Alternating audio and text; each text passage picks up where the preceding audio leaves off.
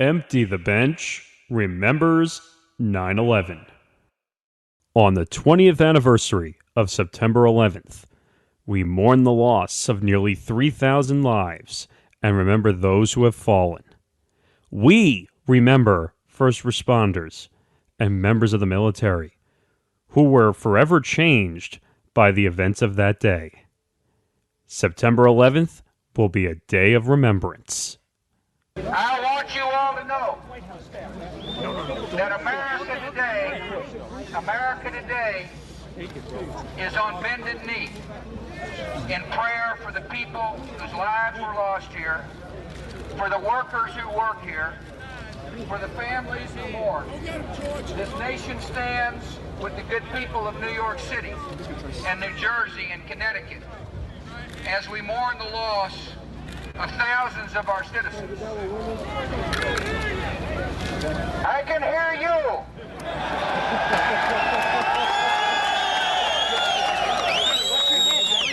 I can hear you. The rest of the world hears you.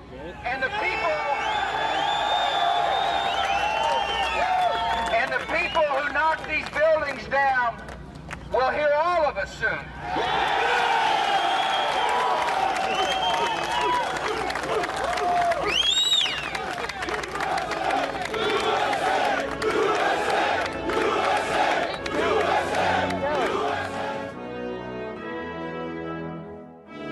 This is Empty the Bench. We will never forget.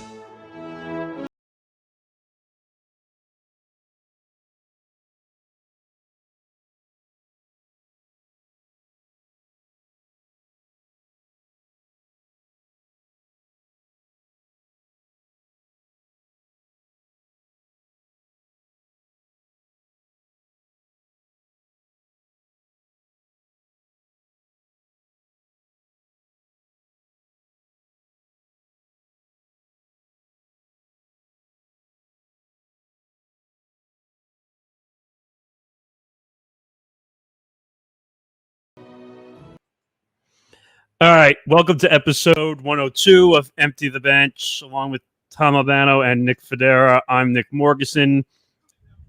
You know we couldn't go a day.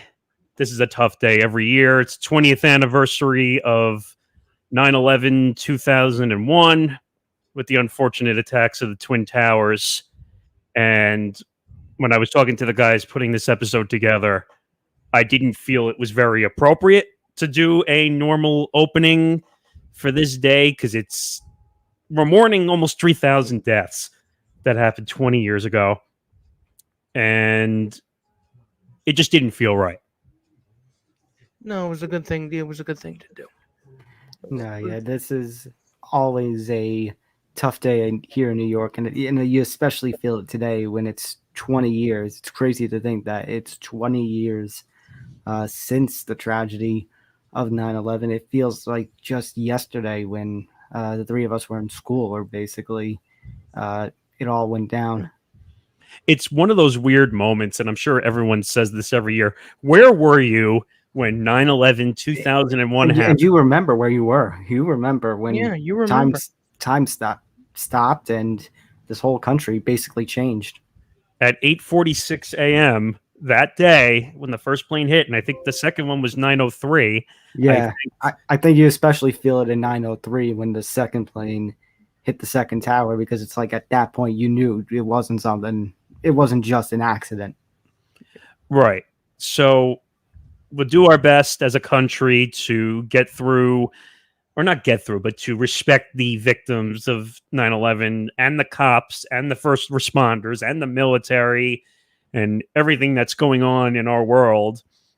And it's unreal that we're 20 years away from that day. Yeah, it really is. I mean, I'm older than you guys, so I remember more of that day. But you know, it's when you're a kid, you see what's happening in front of you, but you don't really process how momentous it is. Right. The only thing is, I can remember my dad was part of the NYPD at that time, so he constantly took trips to Ground Zero. It was gone for days basically, as they, did the cleanup, search for the lost ones, search for the survivors who are still down below. And it's crazy because a lot of us remember the white powder that everyone was covered with, and just running away from the building. Now, just because I was kind of reminiscing on the day, I went back and I saw all the different news networks as the building is crumbling down from the hundreds of floors above down. You hear cries of terror and fear. Right. And I got chills, and I'm like, wait a minute. We were 8 years old. Nick was a few years older than we were. I'm like, wait a minute. We were kids when this happened. Yeah, I was 10. So and that was really the first time as kids that we realized that there were bad things that could happen, and we didn't understand why. I mean, now of course, 20 years we understand, and the geopolitical, forces behind it are a lot more complicated than I think the overly simplistic kind of us versus them narrative that happened afterwards. It's basically a loss. Like, we don't have the childhood innocence. A loss of innocence. And you know what? I'm tired of people who are frustrated when they go to the airport and they have to take their shoes off and their socks. Get over it, okay? It's our price we have to pay to keep everyone in this country safe. We don't want another one of these. Yeah, we even though COVID is shaping up to be that kind of apocalypse, and oh God, I think I just made myself depressed again. So let's just put it this way. We wanted to come on. We want to respect 9/11. We have plenty of sports to talk to. We have the first week of the NFL. The rapid rundown is back. We have death threats happening at the U.S. Open in tennis. We have plenty to get to, but we need to talk about 9/11, because how do you go with a year in 9/11 without respecting everybody that was involved and the issues that happened from it? So it's important to remember why. I think I even say on the ETV Sports Minute this morning that, regardless of whoever may win tonight's Subway Series game between the Yankees and Mets, whoever may win, right now there's a big college football game, Oregon and Ohio State right now. No matter who wins there's always something greater that's going on. On that kind of day in 9/11, it was like sports was there was a reason sports is canceled, because at that point sports is secondary. Yeah.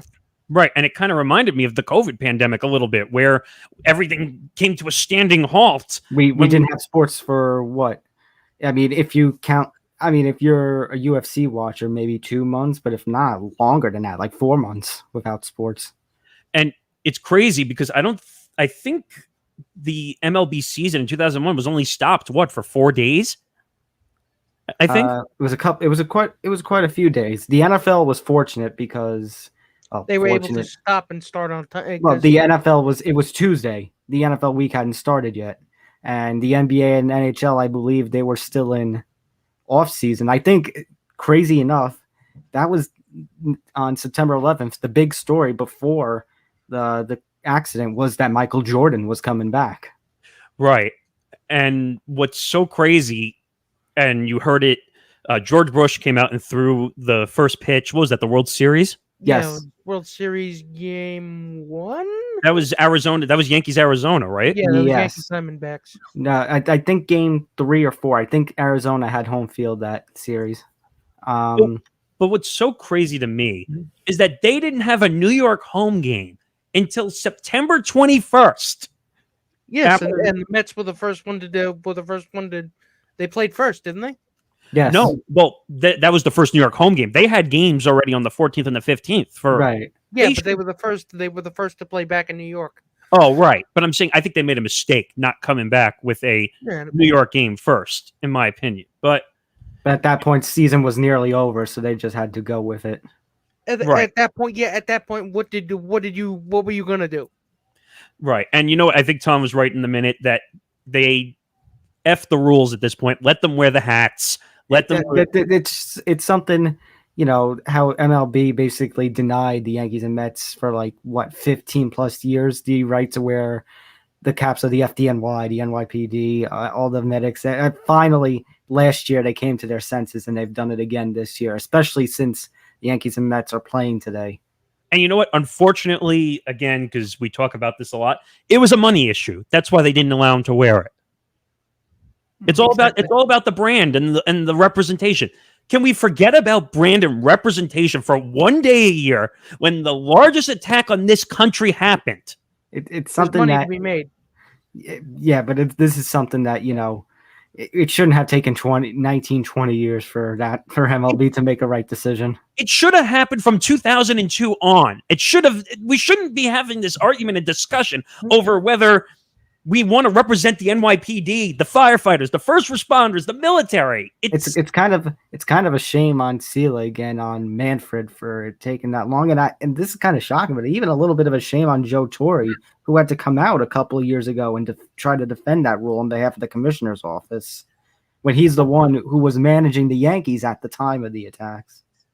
Right. And you know what? And I kind of like what they're doing and I'm fortunate for Major League Baseball that they decided to have a Subway Series game, which you referred to, because I don't think they could have done it any other way. It would have been wrong not to have a Subway Series game on the 20th anniversary.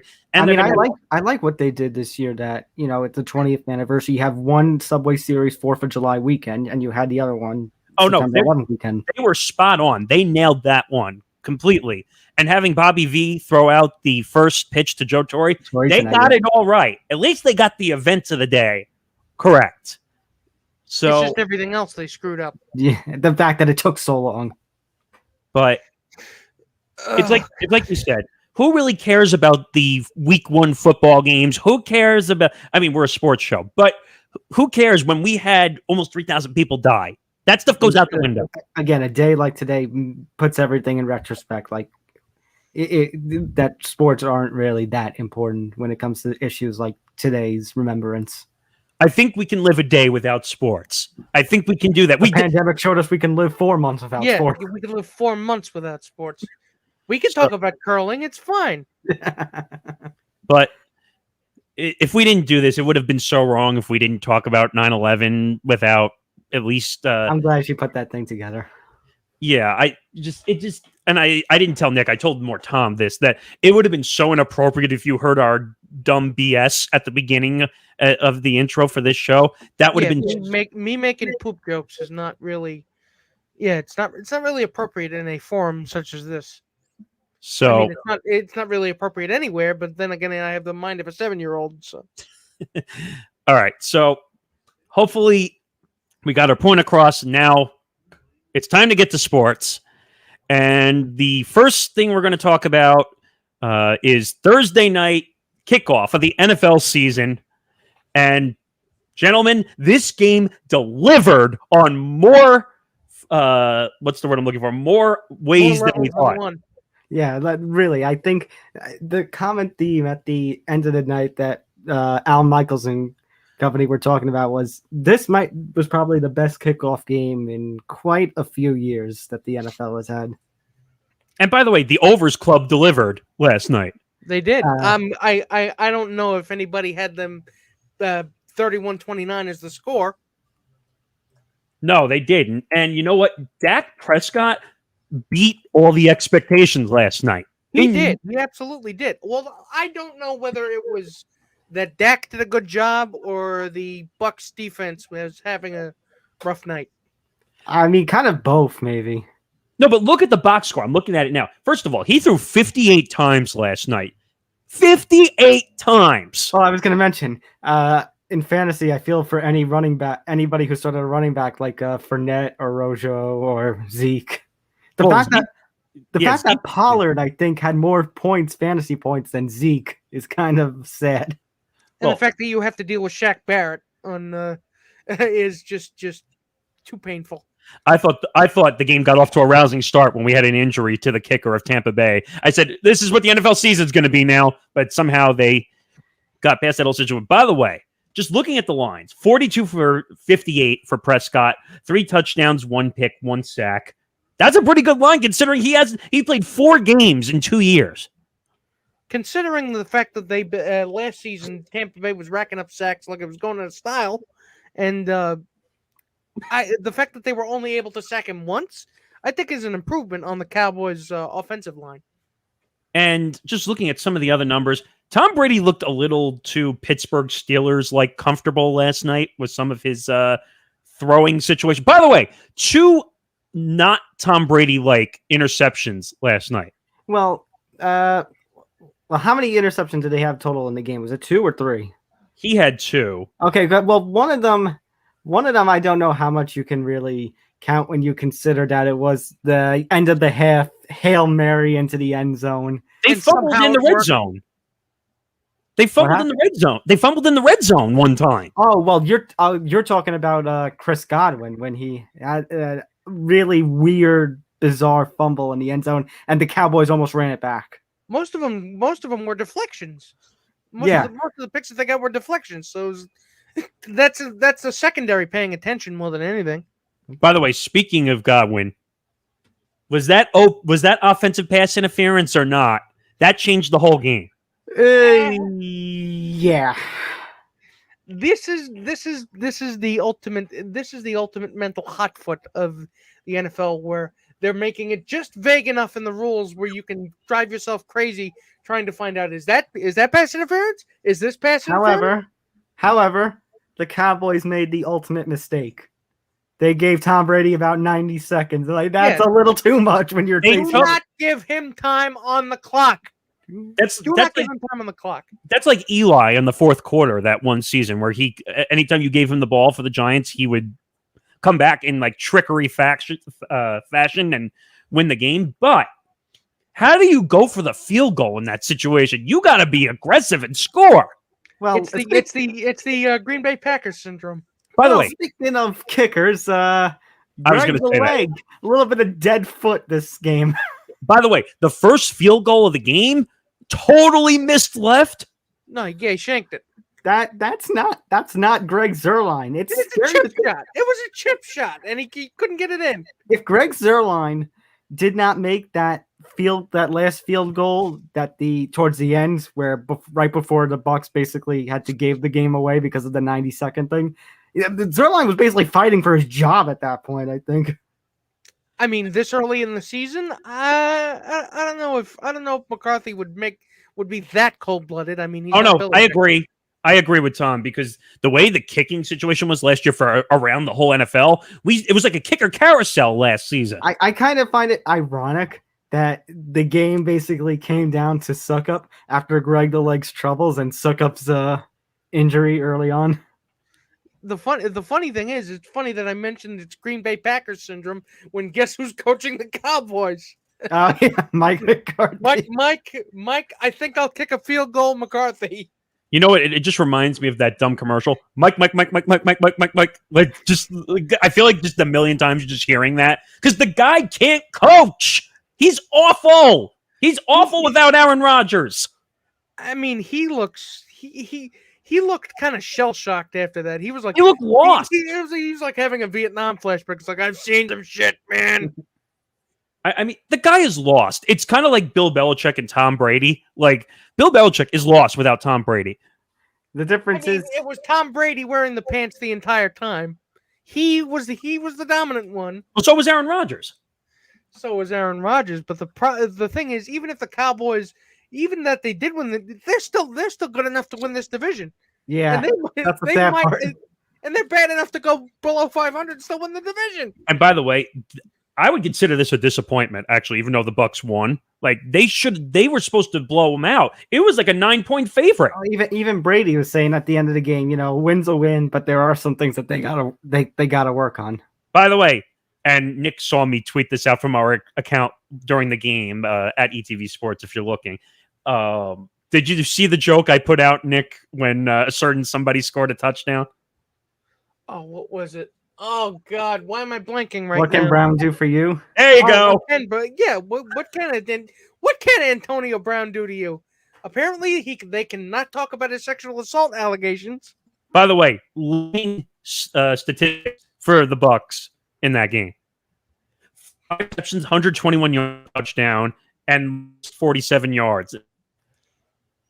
It seems like that basically Antonio Brown could be overtaking Mike Evans for the wide receiver 2 position on the Bucs depth chart. That's kind of scary. to Goodwin. He definitely does seem to really, really, really like throwing to Antonio Brown. Actually, you're right, Nick. Mike Evans technically is above Goodwin on the depth chart. It's like those two. Yeah, it's like for some reason, even though Mike Evans is the big guy over there, he was kind of the 3 receiver. And actually, I would even put him as a 4 because he was using Gronk last night the other night for 2 touchdowns. Yep. By the way, it looks like those two have never stopped playing with one another either. I know it's kind of scary to think. I don't want to say they're conjoined at the hip, but I mean you've never seen them in separate places without at least referring to each other. So they have some kind of psychic link. I mean, I don't know what to say. We all know we were expecting this. The Bucs are going to win a lot of games. We know this. I think the Bucs might only lose a game or 2 this season, especially when you consider, play that.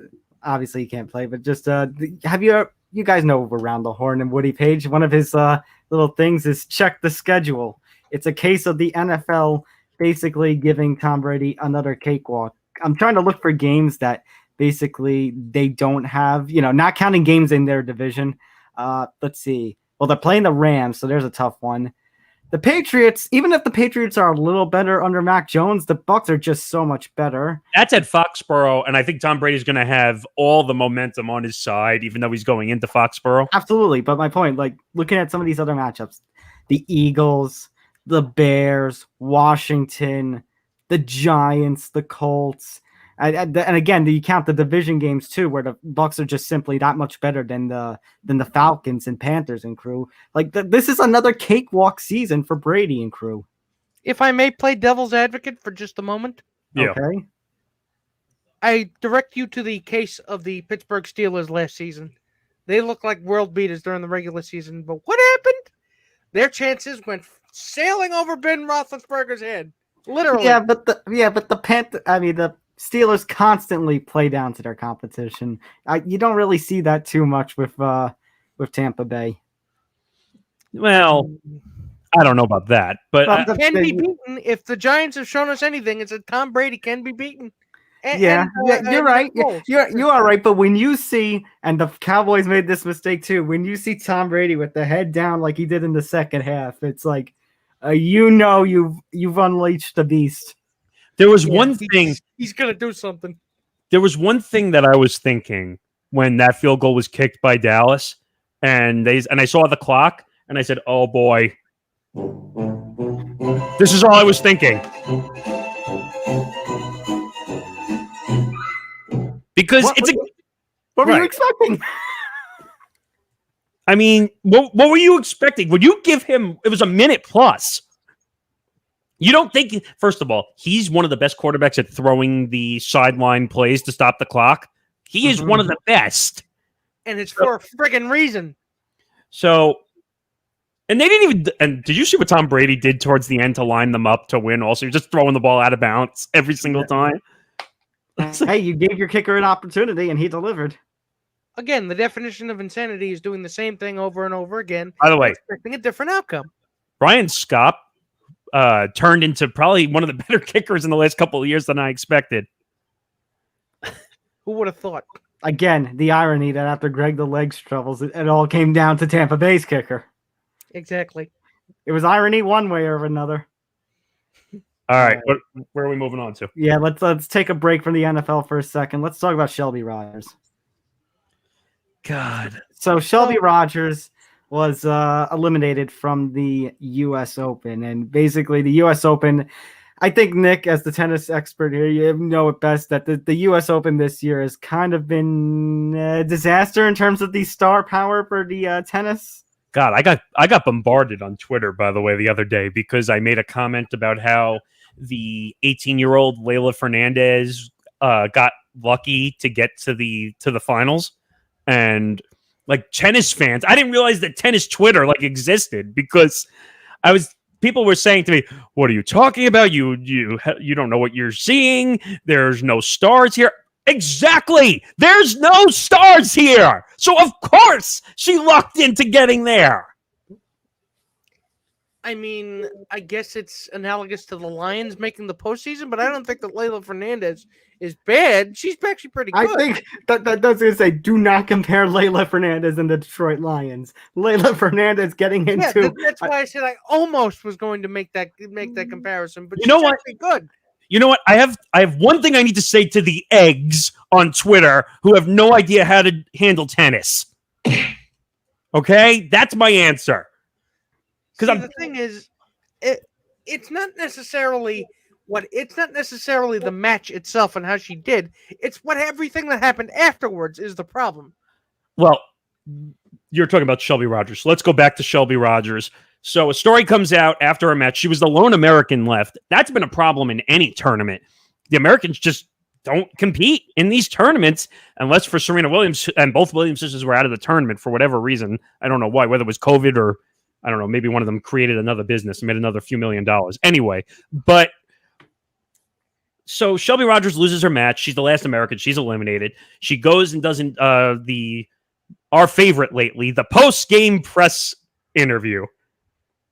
And basically says, I was afraid to go check my social media because I remember the quote a little bit saying 9 million death threats I was expecting. I mean, to be honest, her fears are kind of accurate.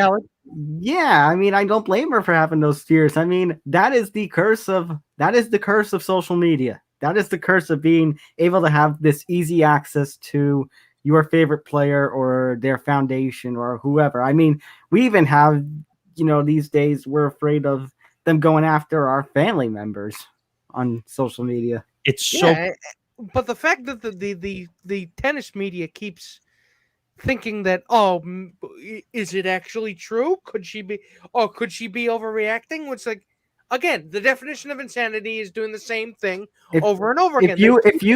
They keep not expecting this to happen when they know the internet is awful. I was going to say, if you think that she's having an overreaction, you don't know the toxicity of social media apps. Yes, clearly you don't know the toxicity. Clearly you don't know the internet is awful. Social media is the endless garbage dump of the entire world where literally you go on, and like I said before, and I think I said it in the minute when I was talking about this, it's a bunch of Twitter accounts with eggs because these people hide behind these egg photos because they would never go up to these athletes on the street and say, you blanking suck, because you're going to get punched out. As an MMA media member, I'm like thinking about some of the things that I read about people, tweeting these fighters after they lose. I'm like, would you actually go up to them in the middle of the street and say that? Would you actually go to their gym, their home gym where they train and say that? Well, there's one thing. Do you guys remember when we talked about the Russell Westbrook popcorn dumping story? Yeah. Yeah. And the fan literally dumped popcorn on him. And he said in the post-game presser after the game, if that guy had come up to me on the street and dumped popcorn on me, I would have punched him out. I don't blame him. You can't blame him because everybody has an opinion, and it's just they're so aggressive they have wrong opinions, and they're so aggressive in them. And by the way, to let you know, I have to let Shelby Rogers know she sucks. And by the way, I'm tired of this effing excuse that people say, well, I pay for the tickets, I fund this. and there's a degree, like, you absolutely have the First Amendment right to say how you feel, to chant you suck at somebody, but you have to go to basically threatening, I'm going to kill you. Going to kill you to Shelby Rogers because she lost a tennis match. It's a game. I'm going to go back to a statement that Nick made many years ago, and it's still good to this day. It's a silly children's game, for crying out loud. It is a silly children's game. And do you really think that guys like Andre Agassi would be getting that kind of treatment? You think McEnroe would be getting that kind of? Actually, McEnroe would actually try to reach through the computer to choke people out if he actually saw an angry Twitter exchange. No, say. You know what? John McEnroe would do this. If I have it, let me see if I have it. Get the out of here. That's what John McEnroe would do. Yeah, that is what John McEnroe. That's actually a very passive way that John McEnroe would do it. And to be quite honest, that's him at 4. Do you really want to see what happens with him at 10?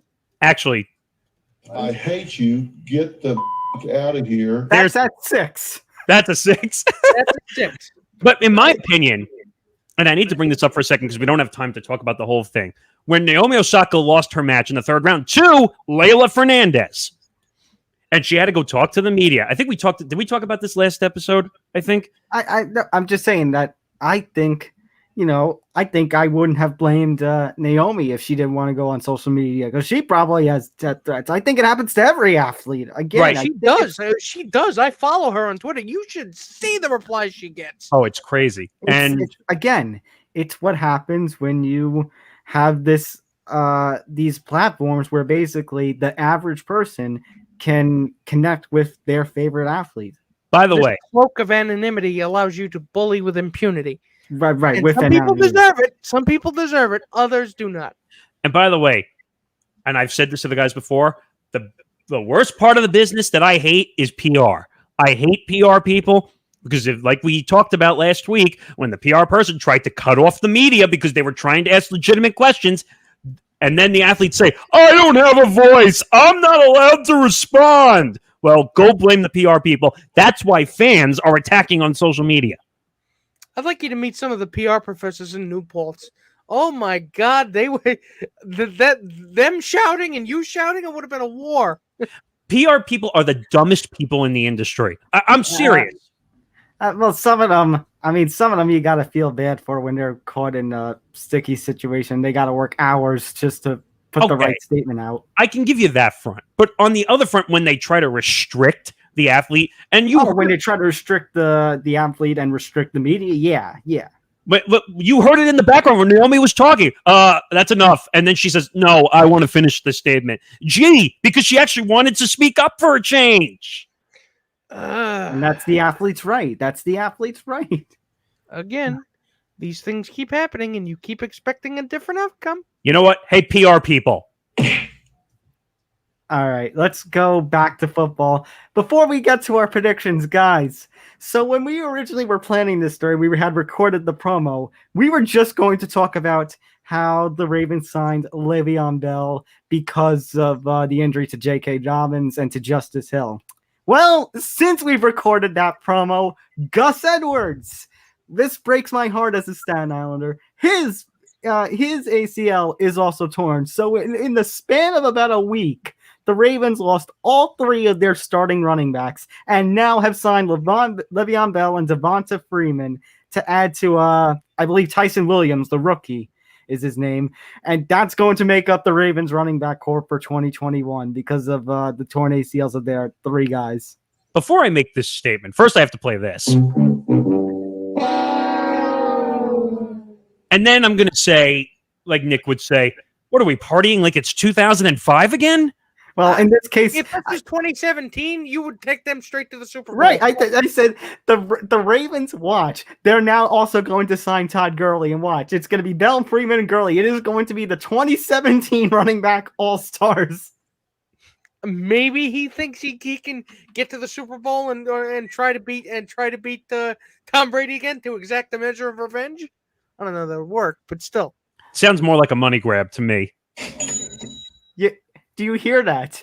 That's the Ravens season going down the toilet.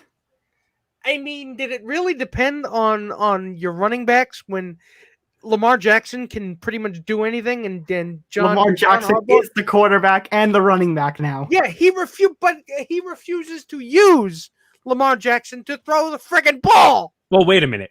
I saw that there was a bet on Caesars and all the other betting platforms. There's a bet for him to lead the team in rushing yards this year. There's a good chance at this rate. I would take that bet. That would not necessarily a sure thing, but it'd be pretty close. Run to the money! Run to the money! But this is what happens when you have mobile quarterbacks. Coaches get brain worms and they think, hey, he's a running back. No, he's a quarterback. Well, now he has to be a quarterback and a running back because what the hell is going on over there? I don't know. It's pandemonium. It's craziness. It's John Harbaugh. I mean, he wears one pair of khakis, and all of a sudden, he just turns into the dumbest version of himself. I mean, all right, I'm going to put everybody on the spot. Who's going to be the starting running back for the Ravens? It's going to be Tyson Williams. Wait, what did you say? Who's going to be the starting running back of the Ravens? Tyson Williams. Tom, what did you say? I said Tyson Williams. So Tyson Williams is technically he's technically the week 1 running back starter. But who do you think is going to last? Probably Tyson Williams. I don't know if I could pick neither. Oh, God. I could just see the running backs room preparing now. All right. And I can see the running backs. All right, who wants to start? They're going to crash somebody with popsicle sticks for arms and legs just to have a body in there. You know what? It happened to the Giants last year where you're scrambling for running backs and then somehow it happened to the Ravens where you just scream, hey, all of a sudden you just remember, hey, I remember that guy. What's he doing? I don't know. It's just one of those things. Just like, all right, here's the situation. 4 running backs, pick one. And I don't know. We'll fight to the death to see who's going to be the running back. Imagine somebody going into a coma in 2017 and waking up and hearing that the Ravens have Le'Veon Bell, Deovnta Freeman. And it's like, oh my God, if they sign Todd Gurley, the Ravens are going to be Super Bowl champions. And it's like, You may have missed a few things.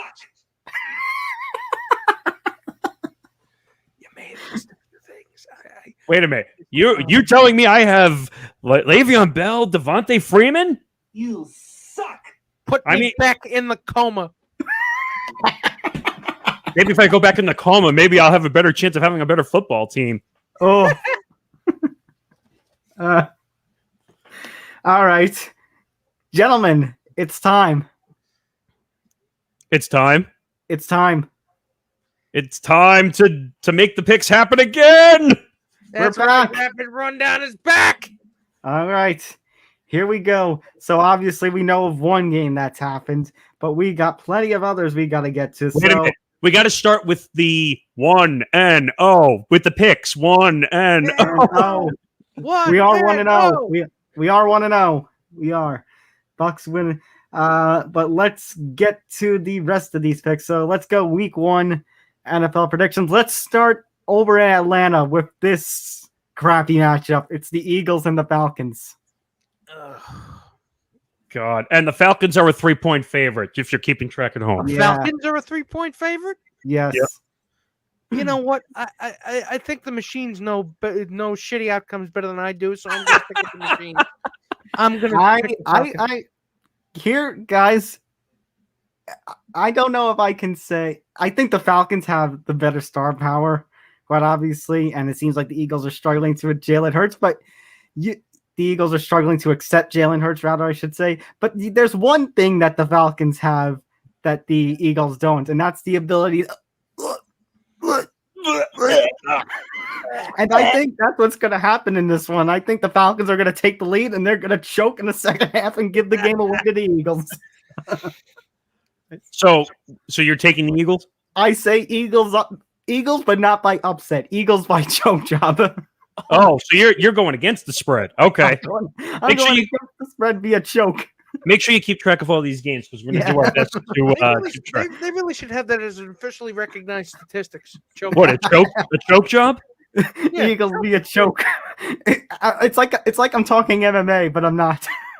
God, I'm thinking so many horrible things, which I'm not going to say right now. So No. I'm. This is the one time I'm actually going to censor myself and not say what I'm thinking. So let's get back to the picks. So as I said, the Falcons are a 3-point favorite. I really don't know what to say about the Falcons. Matt Ryan's been there way too long, in my opinion. Who's the running back at this point? I don't even know. In Atlanta, Mike Davis, who filled in for Christian McCaffrey in Carolina last year. The running back is the friends you made along the way. God, who's even starting for the Eagles at this point? I lost track for the quarterback. For Jalen, I think. Oh, is it going to be Jalen? I think it is Jalen. You mean because they brought in Gardner Minshew in a trade?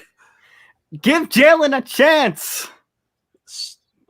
God. I mean, the Eagles are going to win, but I wouldn't be surprised the Falcons. I'm going to take the Eagles cover.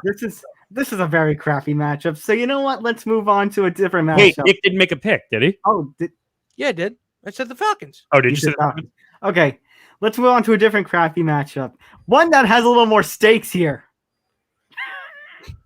It's the Jets and Panthers. It is the first time that Sam Darnold is going against his old team right at the very start of the new season. And what's the stakes here? Race for the number 1 draft pick? It's pride and dignity.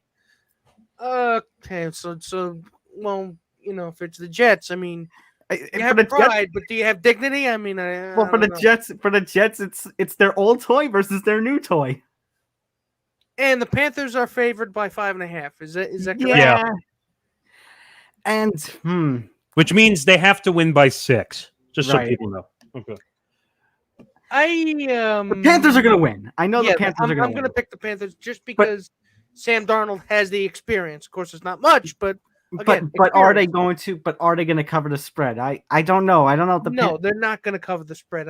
I would say probably by 3 or 2.5 would be more accurate. I'll sum up my answer in one response. You suck.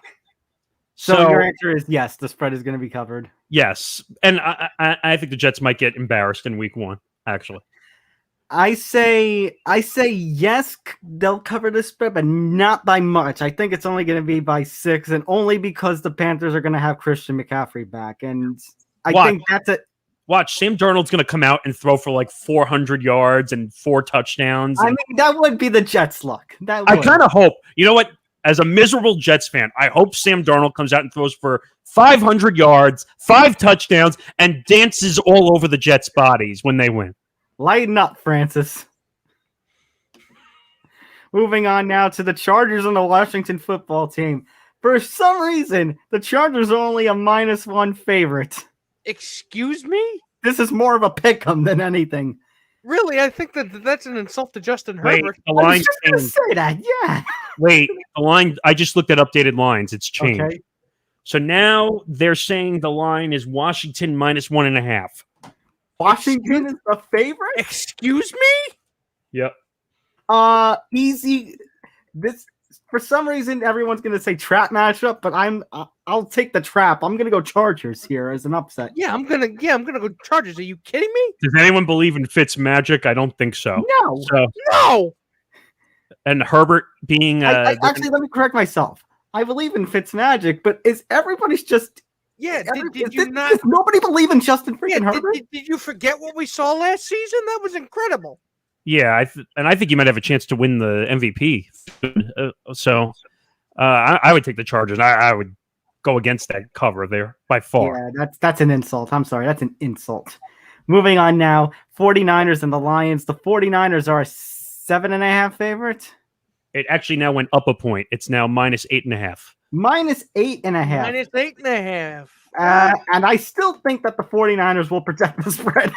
By the way, they will. a 9-point spread on the road usually is tough. Like It that. is. That's But the really Lions, dude. But the Lions, I mean... No.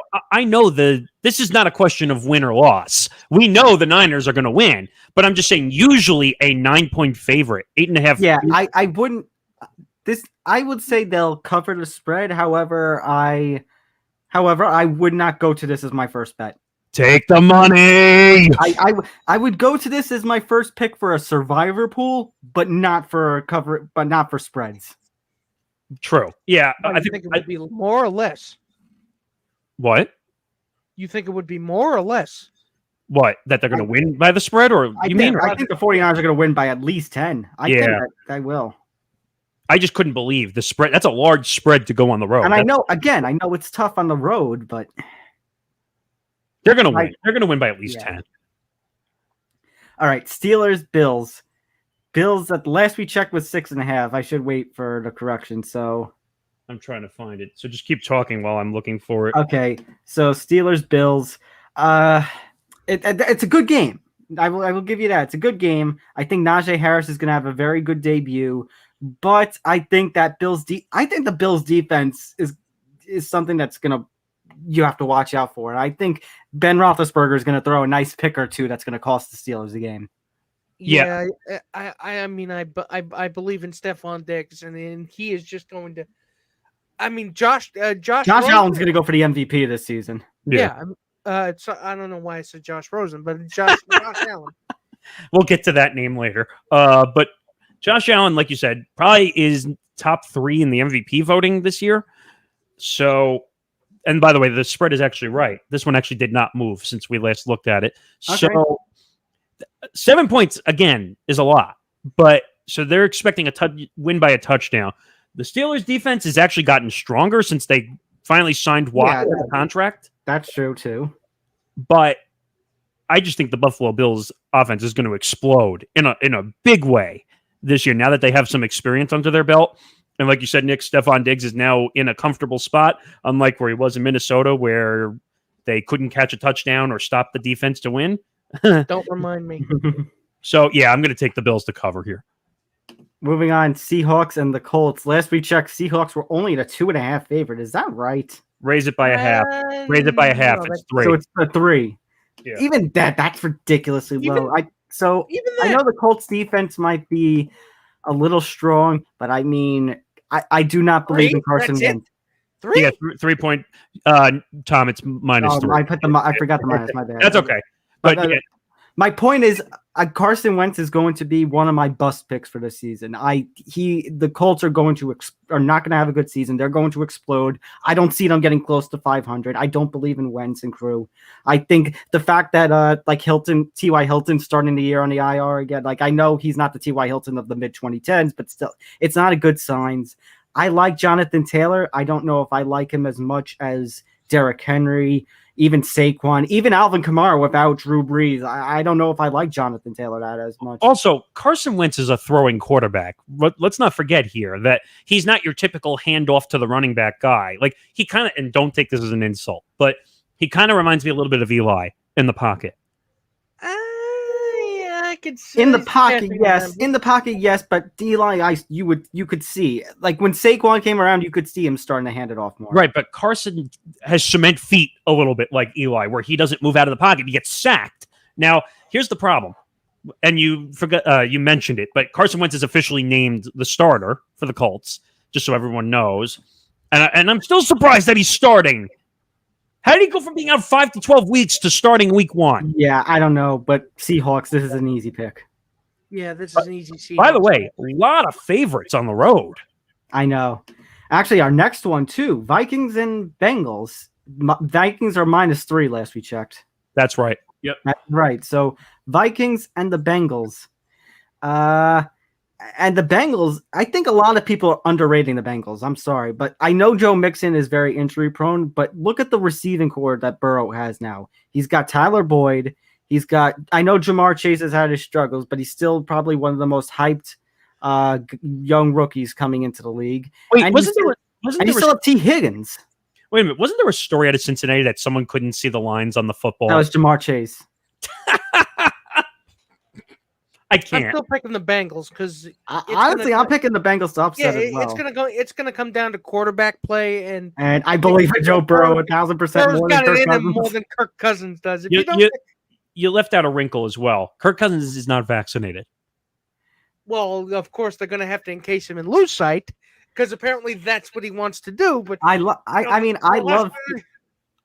Cook. I love Thielen. I love Jefferson. I know that Patrick Peterson is going to beef up that defense, but I think youth is the problem. Youth is going to win out in this scenario. And by the way, Kirk Cousins is not the Kirk Cousins of old. He's completely dropped off the face of the earth since he signed that. You like that? Was he ever on the face of the earth? He had one good moment. Just I would go against that spread and take the Bengals also. So okay. Jaguars and Texans. The Jaguars are a -3 last I checked. That's right. Yep. That is correct. Okay. Very easy pick, gentlemen. 1, 2, 3. Jaguars. Trevor Lawrence is going to have a hell of a debut. What the Texans are going. Wait a minute. Tyrod Taylor versus Trevor Lawrence. I feel very bad for Tyrod considering he was the quarterback when Buffalo broke their playoff curse. Yeah, he But- really doesn't deserve to be thrown to the wolves like that. But then, I- then again, I mean, that's the Texans for you. This They is suck. this is the one game that I think they'll actually blow out a team. I think. Yeah. All right, Cardinals and Titans. Titans are a 3-point favorite at home, according to this. Titans are a 3-point favorite. Yep. Okay. Gentlemen, I believe that the Titans will be a playoff team. I think they are an easy division winner. However, I'm going to upset City. Really? I'm going that Kyler Murray will have a great game with DeAndre Hopkins. You're going to go against Derrick Henry? I am going to go against Derrick Henry. I think DeAndre Hopkins and Kyler Murray are going to have a hell of a game together. This is a tough one. This is a tough one because as Derrick Henry goes, so goes everybody else. But I can't pick against Derrick Henry. I mean, he's a monster. He is. I give you that. I mean, Kyler Murray is still a question mark for me, in my opinion. Like, he's very wild cardish. And there's something that tells me that I think he's going to get hurt because of the way he runs the football as a quarterback. I just think he's going to get hurt. So I'm with Nick. I can't go. I trust Derrick Henry over anything on the Cardinals at this point. Moving on, Dolphins, Patriots. Patriots are a 3-point. Is that still accurate? If I could find it, that would Let's see. But, oh, got it. I got it. The Patriots are a 3-point favorite. Yep. Okay. Just because the game is in Foxborough, I think the Patriots will be able to outlast the Dolphins. This game is more 50-50 than it's ever been in the past. Right. Yeah, but because I don't believe in Mac Jones, but I also don't believe in whoever it is the Dolphins have a quarterback. Tua. I believe in Tua, but I do believe in Mac Jones, however. And again, Foxborough, Patriots, kind of a tough matchup. Home field advantage, I think. Yeah, I mean, it's kind of the same the other way when the Patriots go down to Miami later this season. They tend not to play well in Miami, but still. So I'm gonna go Pats. I forgot to mention this in case people who are just learning about gambling and how spreads work. Anything that's -3 or below is considered pick'em. So what that means is it can go either way. Even though one team is -3, anything that's a field goal or less is basically up in the air. And usually the rule of thumb is when you have a -3 or less is you take the home team because they usually have the field goal advantage. So I would take the Patriots. All right. Moving on now. Packers and Saints, the 4:00 matchup. The Packers are a 4.5-point favorite last I checked. Remember that this game is actually in Jacksonville due to the damage that New Orleans has with Hurricane Ida. Shave a point off. Packers. Shave a point off. It's 3.5. So it's 3.5. Still, I think the Saints are going to struggle in their first game without Drew Brees. I think this is an easy Packer win. Yeah, and I have one answer for this. RELAX. Yeah, the Packers are going to be amazing, and Aaron Rodgers is going to play with a chip on his shoulder all season. Yeah, it's a Green Bay. Green Bay covering. Yeah. All right. Browns Chiefs. This is a fun matchup. A playoff rematch. Good. I am going to go with. By the way, before you make that pick, it's -0.5 point. It's 5.5. It's a -5.5 favorite for the Chiefs. It's the same thing. You still have to win by 6. I could see the Chiefs doing that. I think the Browns are going to be very competitive, but I could see the Chiefs just being the dominant force like they were last year. Toughest stadium in the league to win. Right. On the road. Yeah, but the Browns do tend to start off slow. So that's what I'm saying. Actually, the Browns have not won a week 1 game in like 16 years. They hold like a record for that or whatever. So Browns are going to do good. They're going to be a playoff team, a division contender, but I'm going with the Chiefs. The Chiefs are a Super Bowl favorite. Right. So they have to. This is going to determine part of the season winning this game also. Yeah. So, yeah, I'm taking them to cover. I think Patrick Mahomes comes out and Broncos, Giants. The Giants are at home, but the Broncos are a -3 favorite last I checked. That's correct. Right. Yeah.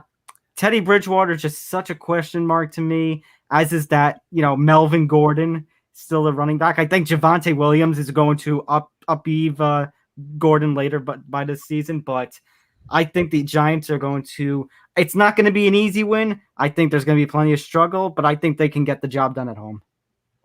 Yeah, I think the Giants can do it. I'm picking the Giants. See, I could go either way in this situation. Again, pick 'em game. Again, the Giants are a question mark. The Broncos, I still think the Broncos are better than the Giants. But again, this is traveling all the way across country to play in New York. So on that standpoint alone, I'm going to take the Giants to win, to cover. Sunday Night Football, we got Bears and Rams. The debut of Matthew Stafford as a Ram. That's right. Yep. And you know what? If it's not Justin Fields playing quarterback, I don't care. I think the Bears still have a decent defense with Khalil Mack and company. I think they'll prevent the spread from being covered. However, it's still going to be the Rams. I think Andy Dalton's going to throw 3 picks on opening. I think he's going to throw 3 to 4 picks because he's going to try to be over-aggressive in game 1 to prove that he's supposed to be the starting quarterback. So I think that it's going to be covered, and I think it might be covered by quite a bit. All right. We go now to the first Monday night game of the year. Ravens at Raiders. Shave it by a point. Okay, so -3.5 for the Ravens. This I feel like this spread is too low, actually, to be quite honest. I think it's going to only be by like a touchdown, but that's still going to be enough, the Ravens. I think the Ravens are going to struggle. It's just not going to be shown against John Gruden and his sock puppets in Las Vegas. The sock puppets are kind of obscuring how easy this is. Wait a minute. I need my first shock puppets of the year, quickly. That's right, Mr. Gruden. Come on, Nick. Right, Mr. Gruden, we can win against the Ravens. We can? Yes, we can. Don't you believe in us anymore? I don't know what I believe anymore. By the way, this is a battle of bad teams. And to be quite honest now, with the running backs being out. So, but I still believe in Lamar Jackson as a quarterback over Derek Carr. On Lamar Jackson alone, I think they'll cover the spread, but that's it. Okay, and actually one more. I don't think we're going to have the odds for this, at least not the most accurate odds. Week 2, Thursday night, the debut of Thursday Night Football. It's the Giants and the Washington football team. Yeah, I don't have the odds on that. I'm picking the Giants. I'm going to go Giants. Ugh. This is a battle of terrible, to be quite honest. It's the battle of the NFC least. I'm trying to quickly see if I can track down the. Don't worry about it. Just pick. We're running out of time here. Oh, it's not up yet. Okay, so I'm going to take the Washington football team because I don't think the Giants win 2 in a row. Of course. All right, so that's going to do it for this edition of Empty the Bench. Make sure to follow us across our social medias at ETB Sports. You can find our social medias all down below. So we have, of course, Facebook, Twitter, and Instagram. You could also follow us on our personal Twitter accounts. You can see those scrolling across down below at Thomas J. Albano, at N. Morgasen Radio, and at Nick Wrights Words. So thanks for tuning in. Enjoy the football tomorrow. It's great to have football back. And never forget the memories of all those lost 20 years ago today on this day. Yeah, please just try to have a relaxing day and keep your opinions to yourself if you don't have good ones. Please. Go Giants. Yeah, go Giants, go Jets, because that's our fandoms here, even though we're going to have a terrible season and football's going to be a joke. But go Jets and Giants! Woo! Good night, everyone. Good night, everybody. Good night, everybody.